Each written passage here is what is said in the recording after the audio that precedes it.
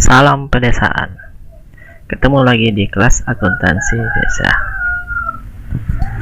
Pada video kali ini kita akan membahas tentang bagaimana penerapan akuntansi di pemerintahan desa. Dan fokus kita pada video kali ini adalah menjelaskan tentang persamaan akuntansi pedesaan. Secara umum, persamaan akuntansi dibentuk berdasarkan 3 unsur, yaitu modal, kewajiban, dan harta. 3 unsur ini akan dimasukkan dalam sebuah persamaan, maka akan menjadi modal ditambah kewajiban sama dengan harta, atau harta berasal dari kewajiban ditambah modal. Nah, untuk unsur modal sendiri, pada beberapa entitas bisnis disebutkan sebagai ekuitas, termasuk pada beberapa entitas pemerintahan, modal juga disebutkan sebagai ekuitas. Berikut ilustrasi bagaimana persamaan akuntansi diimplementasikan pada akuntansi pemerintahan. Misalnya di sebuah pemerintahan terdapat 3 jenis aset, yaitu kendaraan roda 2, tanah desa, dan sebuah gedung pemerintahan desa. Jika ketiga jenis aset ini dinilai akan menghasilkan senilai 1 miliar. Angka 1 miliar di sini hanya sebagai asumsi. Kemudian dalam penerapannya dalam persamaan akuntansi, maka tercatat harta sama dengan 1 miliar dan juga tercatat modal sebesar 1 miliar.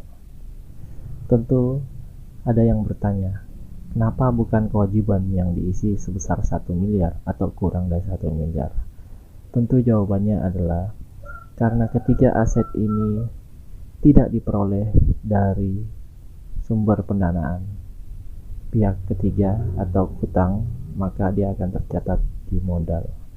Hal yang kedua, jawaban kedua, yaitu karena pada saat pencatatan awal di pemerintahan desa atau pada saat pembukuan dimulai di pemerintahan desa, aset-aset yang tersedia ada 3 jenis ini. Maka kemudian pada awal pencatatan 3 aset ini dicatat pada akun modal.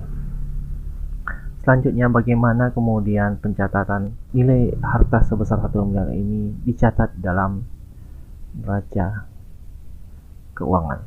Berikut ilustrasinya, laporan keuangan per tahun 2019, misalnya di pemerintahan desa Mekar Langit. Laporan neraca. Berikut format neraca yang ada di layar monitor. Ada 2 sisi, yaitu aktiva dan pasiva. Pada sisi aktiva terdapat aset lancar yang terdiri dari kas bendahara, kas bank, dan seterusnya.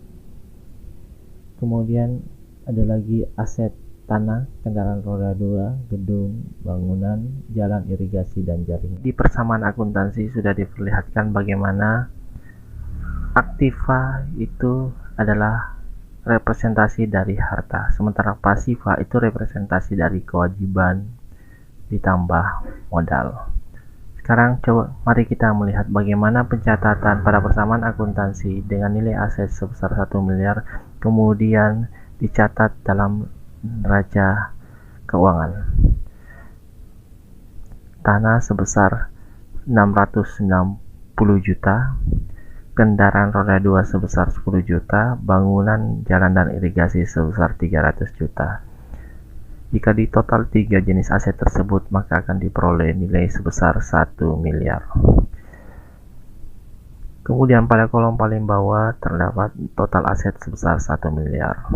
Kenapa 1 miliar? Karena jumlah aset lancar hanya bernilai 0 dan jumlah aset tidak lancar bernilai 1 miliar. Dan total aset dinilai sebesar 1 miliar. Pada kolom pasiva, kewajiban jangka pendek 0, kewajiban jangka panjang 0, dan ekuitas sebesar 1 miliar. Sehingga total pada kolom pasifa sebesar 1 miliar. Nah, dalam penerapan akuntansi, aktiva harus sama dengan pasifa.